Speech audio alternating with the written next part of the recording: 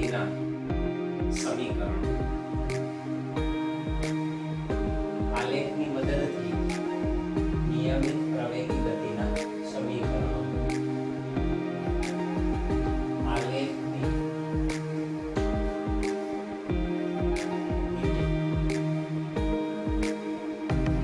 નિયમિત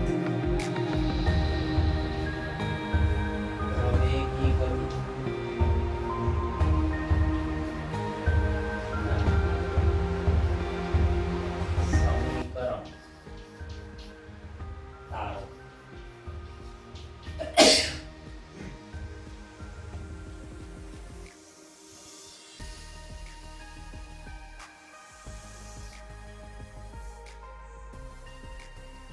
અગાઉ આપણે નિયમિત પ્રવેગી ગતિના સમીકરણો મેળવ્યા હતા કલન શાસ્ત્રની રીતથી, એટલે કે વિકલન અને સંકલનની રીતનો ઉપયોગ કરી અને આપણે નિયમિત પ્રવેગી ગતિના 3 સમીકરણો મેળવ્યા હતા. આજે એ જ સમીકરણો આલેખની મદદથી આપણે મેળવીશું.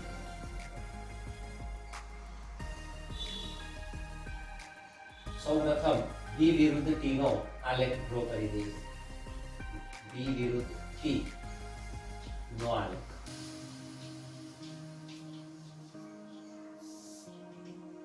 તો v વિરુદ્ધ t ના આલેખની મદદથી આપણે નિયમિત પ્રવેગી ગતિના સમીકરણ મેળવીશું અને સુરેખ પદ પર ગતિ છે કે એક પારિમાણિક ની જ વાત કરીશું.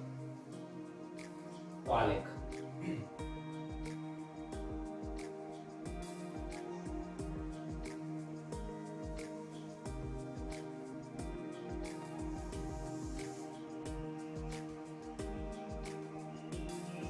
y અક્ષ પર આપણે વેગ લઈશું અને x અક્ષ પર સમય.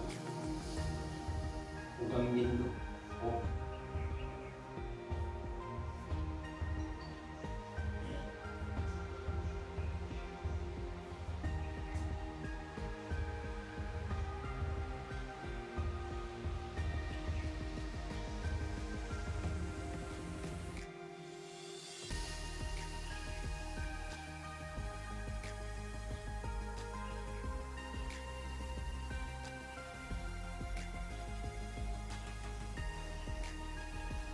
કાઢી લીધું છે જ્યાં વેગ છે v0 કાઢવું, શૂન્ય સમયે v0 અને અહીંયા આગળ t સમય અહીંથી આપણે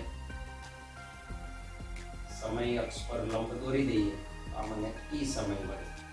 તો 0 થી t સમય દરમિયાન વેગ v0 થી v થાય છે. વેગમાં વધારો AB.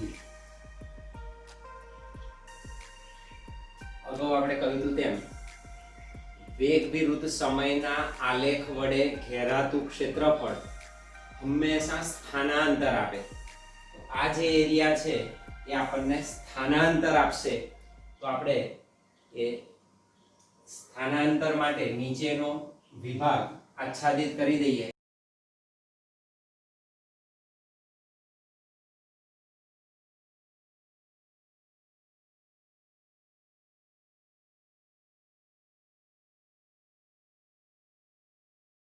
બે ભાગ આપણને મળ્યા. આખો જે એરિયા છે એનું સ્થાનાંતર આપે. આપણે સ્થાનાંતર પણ શોધીશું. હવે અહીં જોઈ શકીએ છીએ આ અંતર b છે અને આ v0 છે. મારે BC વિભાગ શોધવો છે તો b માંથી v0 નું મૂલ્ય બાદ કરું તો મળે તો આટલો ભાગ થશે BC, b v0. અને સેમ વે અહીંયા આગળ તમે કહી શકો 0 સમય આ t સમય, તો આટલું જે અંતર છે એ મને સમય t આપે.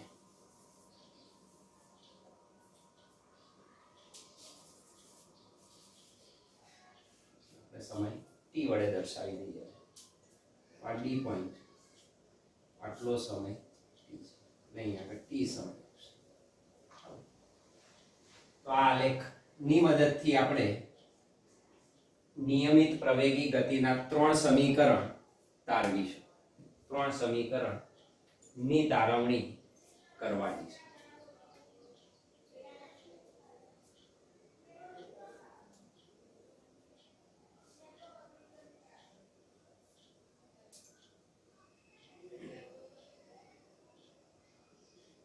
આપણે સુરેખ પથની વાત કરીએ છીએ એટલે એક પારિમાણિક કિસ્સો જ છે. તો આને નોંધીએ. પહેલું સમીકરણ લાવીએ છીએ આપણે એના માટે ધારો કે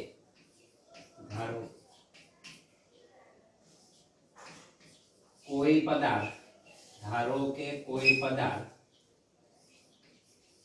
સુરેખ પથ પર એક પારિમાણિક ગતિ કરે છે. તો સુરેખ પથ પરની કઈ છે? સુરેખ પથ પર એક પારિમાણિક ગતિ કરે છે. આપણે સુરેખ પથ પર એક પારિમાણિક ગતિ લઈએ. અહીં તમે જુઓ તો t બરાબર 0 સમયે એનો પ્રારંભિક વેગ v0 છે અને t સમયે એનો વેગ v જેટલો મળે છે. તો 0 સમયે પ્રારંભિક વેગ v0 મળે અને t જેટલા સમયે વેગ એનો અંતિમ વેગ કહેવાય એ v જેટલો મળે. તો ધારો કે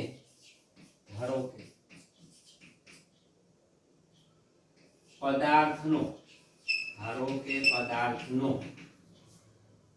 t બરાબર 0 સમયે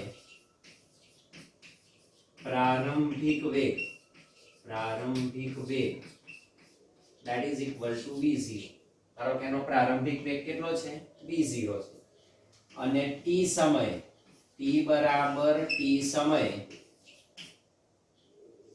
અંતિમ વેગ બરાબર. તો 0 સમયે પદાર્થનો પ્રારંભિક વેગ v0 અને t સમયે તેનો અંતિમ વેગ v જેટલો મળે છે. હવે આપણે કહ્યું તેમ પદાર્થ અચળ પ્રવેગી નિયમિત પ્રવેગી ગતિ કરે છે. નિયમિત પ્રવેગી ગતિનો મતલબ એવો થાય કે એના ગતિના સમગ્ર ગાળા દરમિયાન એના સરેરાશ પ્રવેગનું મૂલ્ય અને તાત્ક્ષણિક પ્રવેગનું મૂલ્ય એક સમાન જ મળે.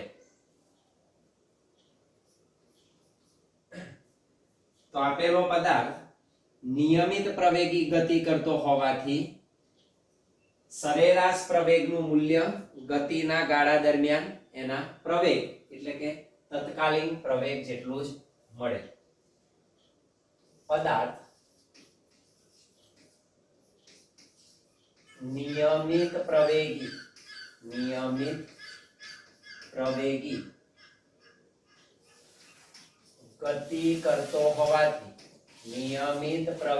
ગતિ કરતો હોવાથી ગતિના ગાળા દરમિયાન તેના પ્રવેગનું મૂલ્ય એટલે તાત્ક્ષણિક પ્રવેગનું મૂલ્ય સરેરાશ પ્રવેગ ના મૂલ્ય જેટલું મળે.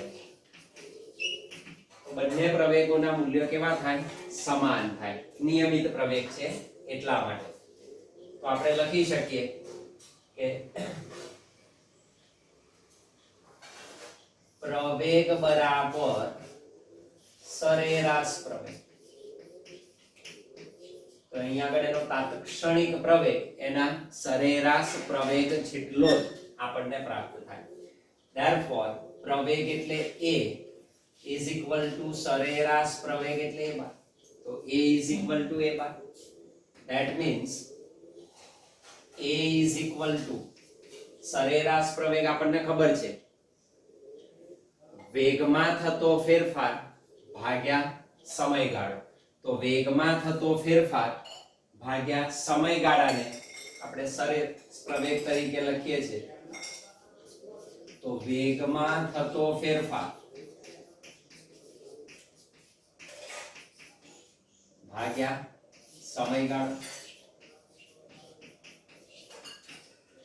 That means A is equal to વેગમાં થતો ફેરફાર એટલે ડેલ્ટા વી, સમયગાળો એટલે ડેલ્ટા ટી.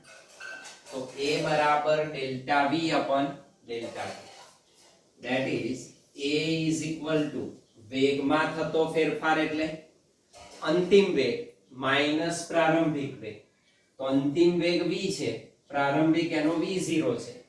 તો અંતિમ વેગ માઈનસ પ્રારંભિક વેગ ડિવાઇડેડ બાય સમય, અંતિમ સમય માઈનસ પ્રારંભિક સમય t minus 0. That is A is equal to v minus v0 upon t. આ t ને અહીં લઈ જાઓ તો આ સૂત્ર આમ લખાય at બરાબર v minus v0.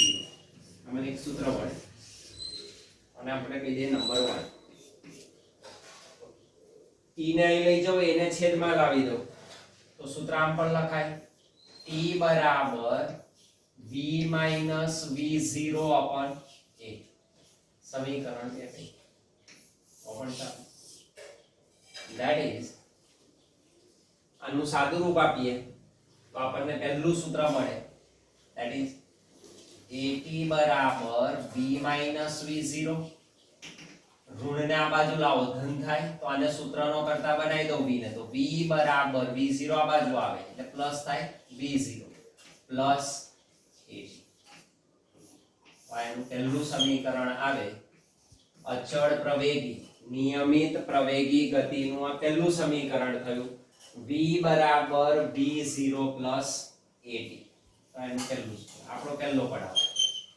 તો આપણને નિયમિત પ્રવેગી ગતિનું પહેલું સમીકરણ પ્રાપ્ત થાય. that is v is equal to v0 plus at. બીજું સમીકરણ આપણે મેળવીએ હવે. તો એના માટે વાત કરીશું. તો હવે વાત કરીશું વક્ર વડે ઘેરાતું ક્ષેત્રફળ શોધીશું આપણે. તો વક્ર વડે ઘેરાતા ક્ષેત્રફળની વાત કરીએ. તો વક્ર વડે ઘેરાતું ક્ષેત્રફળ, વડે ઘેરાતું ક્ષેત્રફળ કેટલા સમય દરમિયાન? 0 થી t.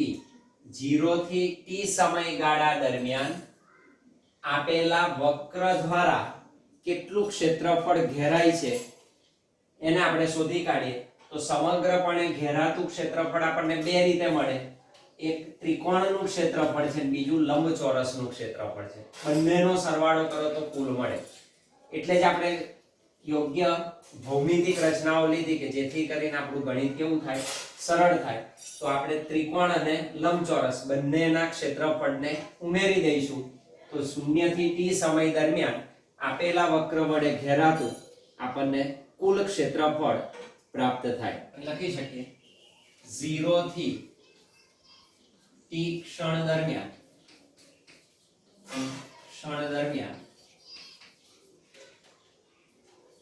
ઘેરાતું ક્ષેત્રફળ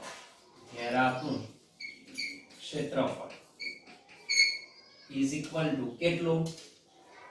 તો કે ત્રિકોણ ABC નું ક્ષેત્રફળ, ત્રિકોણ ABC નું ક્ષેત્રફળ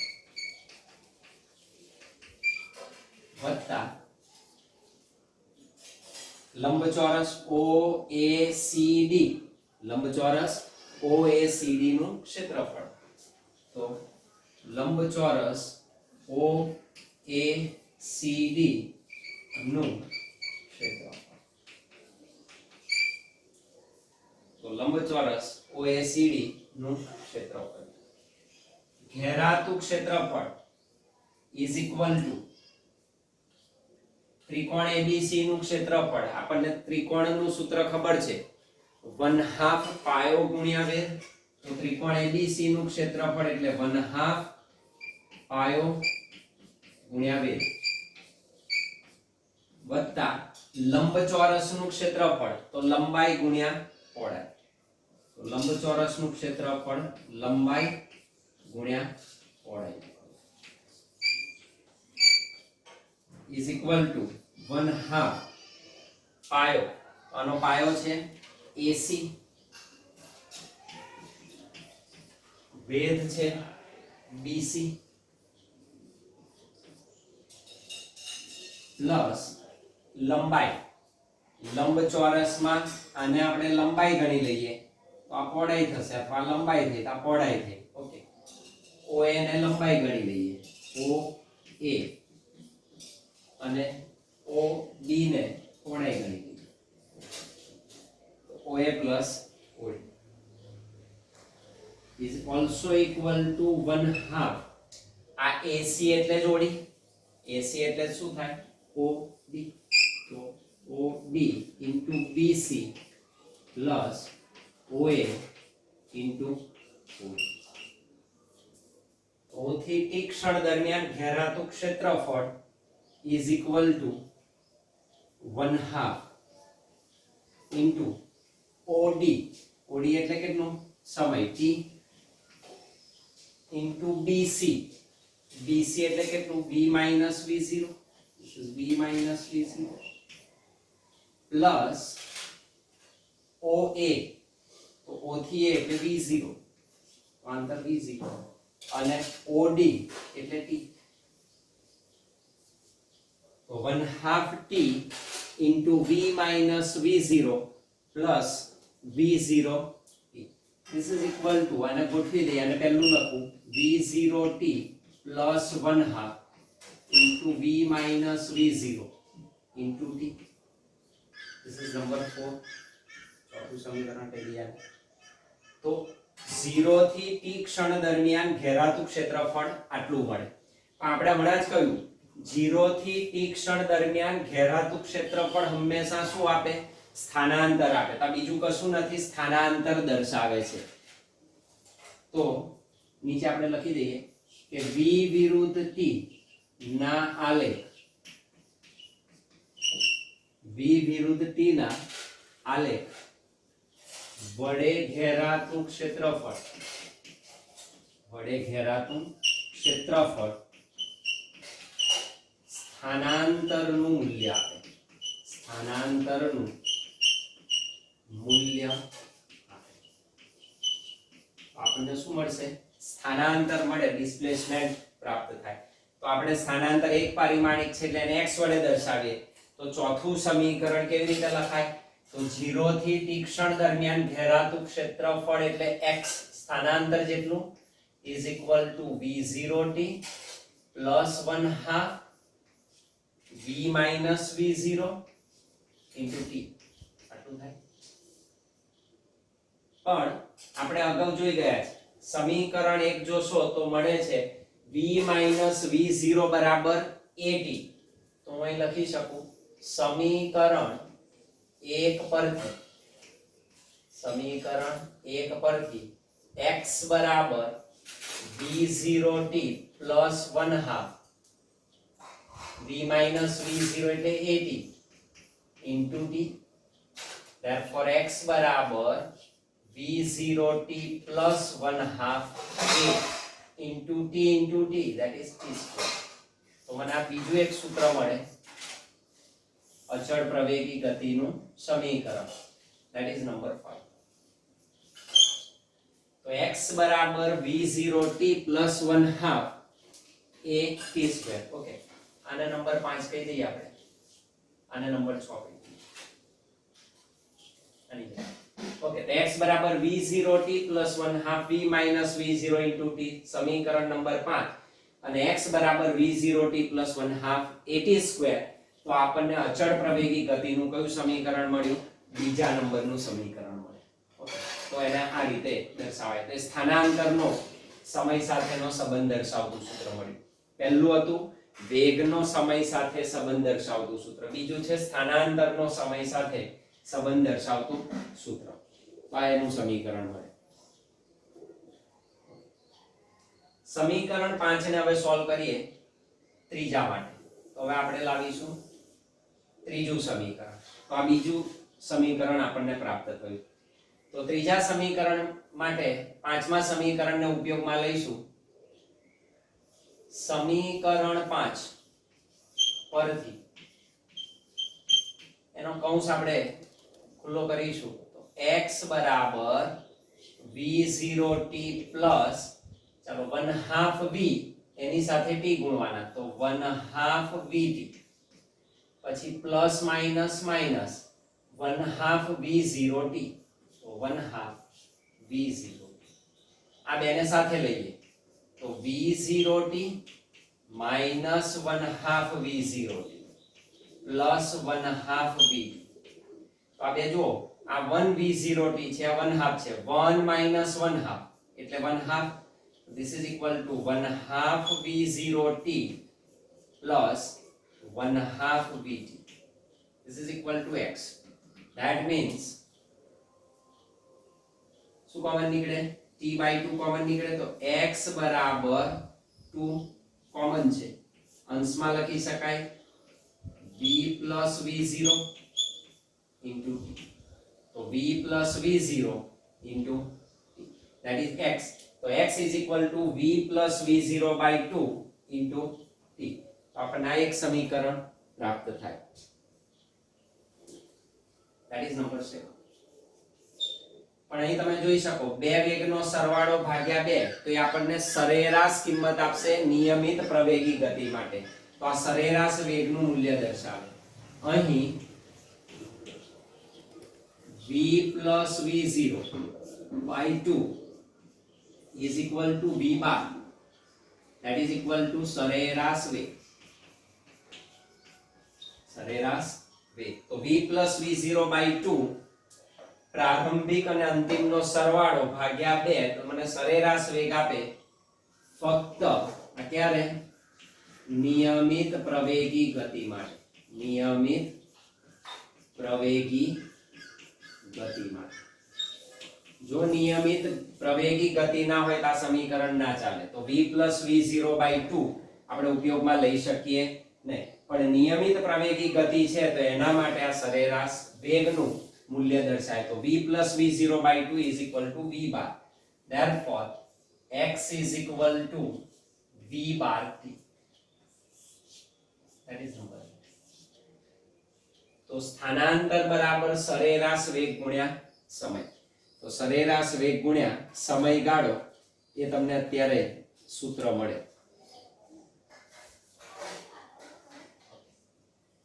હવે જો સમીકરણ 7 માં સમય આવે છે તો આગળ આપણે સમયનું સૂત્ર લાવ્યા હતા t બરાબર v minus v0 upon a એ આપણું સમીકરણ નંબર 2 હતું તો સમીકરણ 2 નો હવે આપણે ઉપયોગ કરીશું તો આપણને ત્રીજું સમીકરણ પ્રાપ્ત થશે ત્રીજા સમીકરણ માટે આપણે બીજા સમીકરણની મદદ લઈશું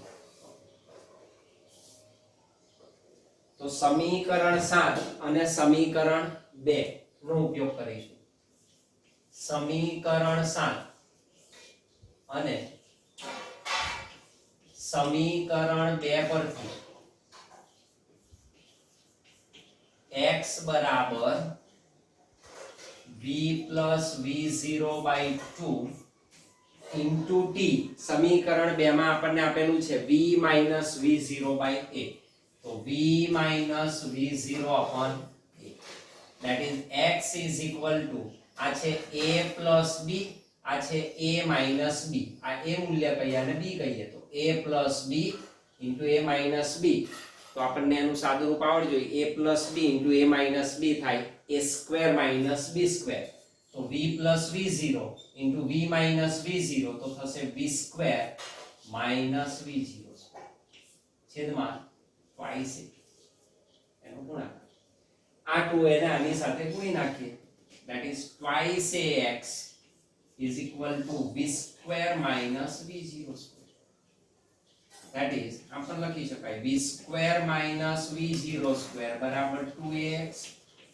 અથવા અને આ બાજુ લઈ જાઓ તો પ્લસ થાય તો v square બરાબર v0 square plus 2ax આ સમીકરણ નો જે તમારું ત્રીજા નંબરનું સમીકરણ તો નિયમિત પ્રવેગી ગતિનું આ ત્રીજા નંબરનું સમીકરણ છે. તો ત્રીજા નંબરનું સમીકરણ, છઠ્ઠા નંબરનું સમીકરણ અને નવમા નંબરનું સમીકરણ એ અચળ પ્રવેગી નિયમિત પ્રવેગી ગતિના સમીકરણોને રજૂ કરે છે. તો આમ સમીકરણ 3, 6 અને 9 ને પદાર્થની એક પારિમાણિક સુરેખ ગતિ માટે નિયમિત પ્રવેગી ગતિના સમીકરણો કહેવાય.